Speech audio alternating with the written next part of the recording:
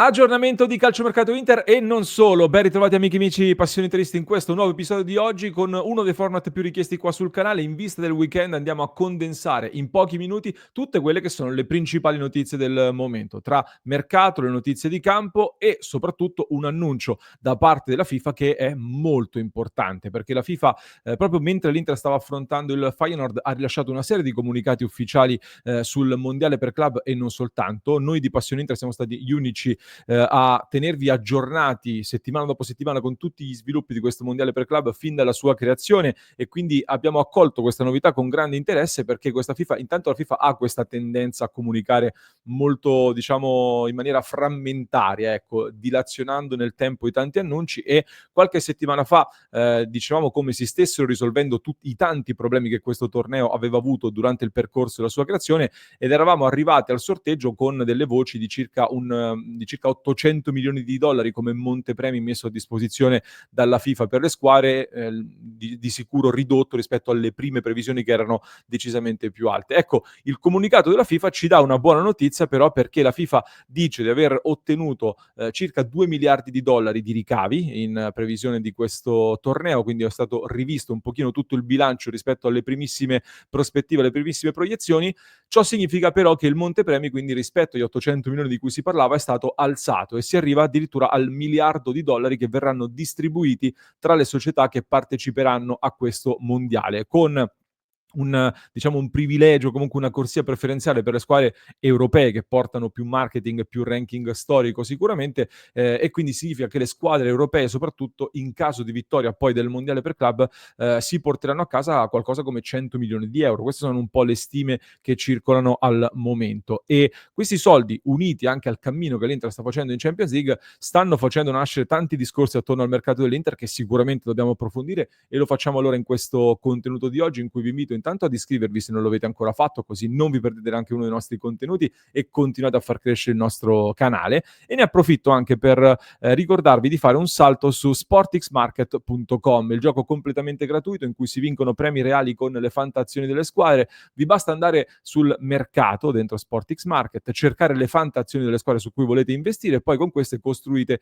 il vostro portafoglio. Dopo, in base ai risultati delle squadre, le fantazioni di ogni squadra aumentano o perdono di valore, e questo fa aumentare o diminuire di valore tutto il vostro portafoglio. Con questo modo poi andate a scalare la classifica, e su questa classifica poi si basa anche la vittoria finale. Si vincono dei grandi premi reali ogni mese e grandi premi a fine stagione. Quindi Sport Exchange Market è completamente gratis. Trovate il link qui sotto in descrizione per iscrivervi e per partecipare alla sfida e sfidare anche noi di Passione Inter, se vi va. Tornando a questi temi che vogliamo sviluppare in questo contenuto, come detto, il mondiale per club può valere circa 100 milioni di euro per le squadre europee. Diciamo che verosimilmente, teniamoci bassi, la prospettiva dell'Inter è quella quantomeno di passare il girone, un girone in cui l'Inter è stata pescata con River Plate, Urawa Red Diamonds e Monterrey, squadre che sicuramente alla portata. Ecco, quindi come obiettivo minimo quello del passaggio del turno, l'Inter si porterebbe a casa circa una trentina di milioni, e forse anche qualcosina in più secondo le stime che stanno circolando. Parallelamente in Champions League l'Inter ha già mosso dei passi importanti, ecco, verso i quarti di finale, battendo 2-0 il Feyenoord in trasferta nella gara d'andata degli ottavi, e quindi arrivando ai quarti di finale l'Inter si assicurerebbe da questa Champions League altri 100 milioni di soli premi UEFA, quindi senza andare a contare gli incassi da stadio, eccetera. Praticamente, arrivando ai quarti, l'Inter si porta a casa la stessa cifra che ha incassato nel 2023 arrivando in finale. Questo vi fa capire quanto conti questa nuova Champions. Andando avanti, l'eventuale approdo alla semifinale, probabilmente ai quarti bisognerà passare dal Bayern Monaco, e magari poi ne riparleremo più avanti con calma, ma andare in semifinale porterebbe altri 15 milioni, la finale altri 18 milioni e mezzo, l'eventuale vittoria della Champions altri 6 milioni e mezzo in più, senza contare poi tutti gli incassi da stadio, come detto, i bonus da sponsor sicuramente importanti, il market pool con l'Inter che è l'unica squadra italiana ancora in corsa in Champions League, e le conseguenti qualificazioni a Supercoppa europea e anche al Mondiale per Club 2029 addirittura, che in questo momento vede chiaramente l'Inter in vantaggio per un discorso di ranking rispetto a tutte le altre italiane. Facendo comunque dei conti a spanne, Se anche l'Inter dovesse uscire ai quarti finali di Champions e poi vincere il mondiale per club, si porterebbe a casa qualcosa come 200 milioni di euro solo da queste competizioni. In uno scenario più semplice, un pochino più conservativo, con la qualificazione ai quarti di finale di Champions, sei ad un centinaio di milioni, come detto. Se al mondiale superi solo il girone, ne prendi altri 30, si può arrivare diciamo attorno ai 130-140 milioni di euro facendo dei risultati che a questo punto sono molto alla portata dell'Inter, abbastanza in linea con quello che ci aspettiamo. Quindi 130-140 milioni te li assicuri, aggiungendo poi i soldi del campionato e della Coppa Italia. È evidente intanto chiaramente che questi soldi non significa che potranno essere tutti spesi sul mercato, perché ovviamente questo va a costituire poi tutto il fatturato dell'Inter, da cui bisogna poi sottrarre delle ingenti spese che quest'Inter sostiene ogni anno. Però ci fa fare delle riflessioni. Intanto, come dico da anni, ci sono comunque 14-15 squadre in Serie A che 200 milioni in un anno non li incassa nemmeno includendo tutti gli incassi da stadio, tutti gli sponsor e tutte le plusvalenze dei giocatori. Ci sono squadre che non hanno questi ricavi qua, 200 milioni non li raggiunge nemmeno come ricavi. L'Inter potrebbe tranquillamente sfondare questo muro dei 200 milioni già soltanto con i risultati sportivi. Poi tutti i discorsi da stadio, lo sponsor, eccetera, eccetera, sono altri soldi ancora in più. È evidente quindi che questa cosa mi preme ribadirla, in attesa dello stadio, che può essere un altro volano importante per aumentare la crescita, però okay il marketing, va bene le magliette, va bene gli sponsor, eccetera, eccetera, ma queste sono leve difficilmente azionabili ancora di più, difficilmente si può incassare ancora di più da questi settori qua.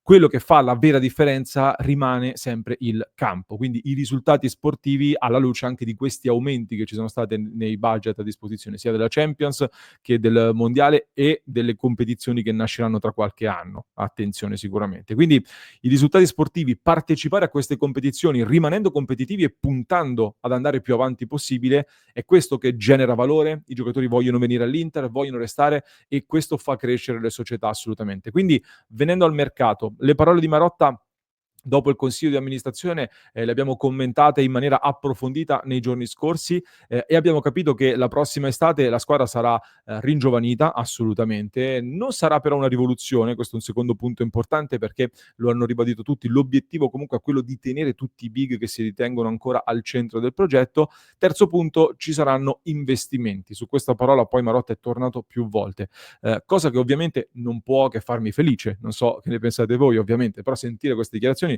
di tornare a fare investimenti per ringiovanire la squadra è un qualcosa che sicuramente ci fa vedere, ecco, ci intriga e non vediamo l'ora di vedere il prossimo mercato, appunto. A patto che, come dicevo anche l'altro giorno, la scelta non sia solo quella di prendere giovani in quanto tali, cioè giovani prendo quelli perché sono giovani, bisogna abbassare drasticamente l'età media della squadra e basta. L'importante è andare su giocatori giovani e forti, proprio perché con tutto rispetto, ma sostituire i Mkhitaryan, per fare un esempio, con i Palacios di turno, senza mancare di rispetto a Palacios chiaramente, è un bel salto nel vuoto se vuoi mantenere la competitività a livello sportivo che, come dicevamo prima, numeri alla mano, fa nettamente la differenza.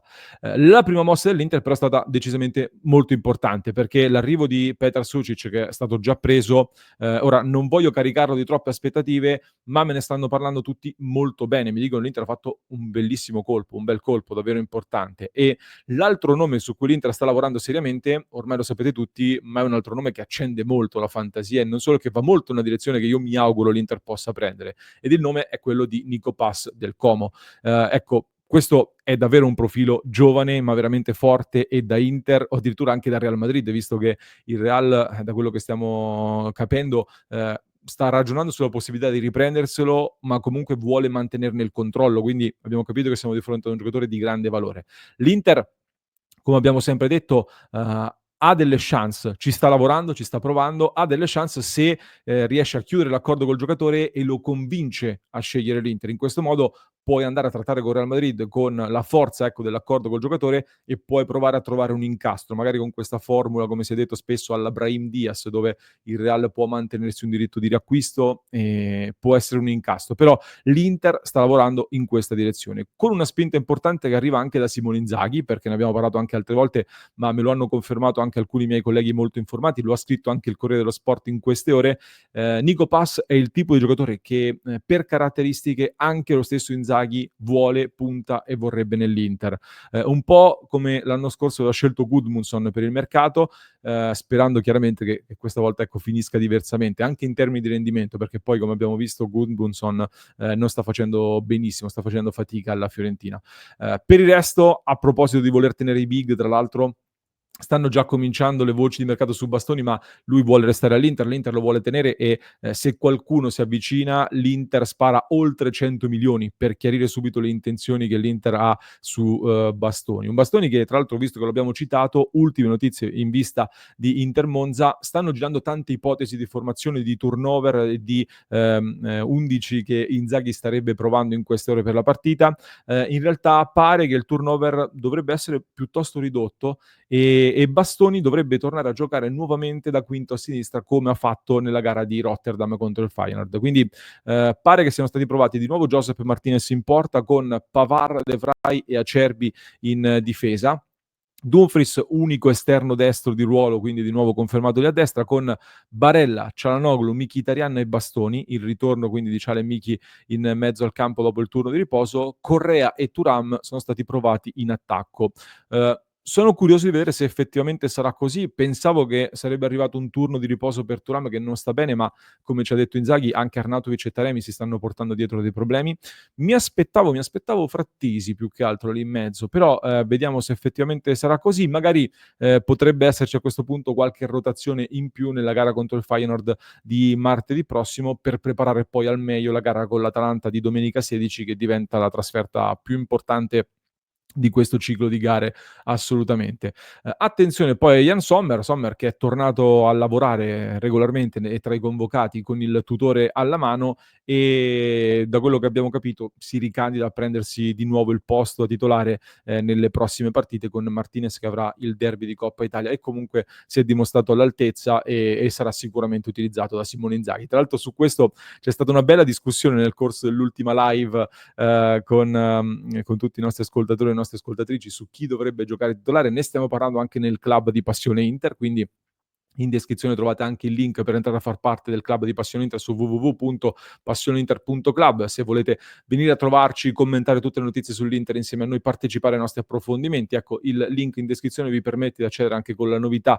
degli abbonamenti mensili, una formula più flessibile che vi permette di accedere subito a tutti i vantaggi e poi decidete se rimanere con noi oppure no, ma sono sicuro che rimarrete. Fatemi sapere la vostra, io vi lascio con un altro approfondimento che trovate in descrizione per chi ci ascolta in podcast, mentre per chi ci segue su YouTube vi basta cliccare qui.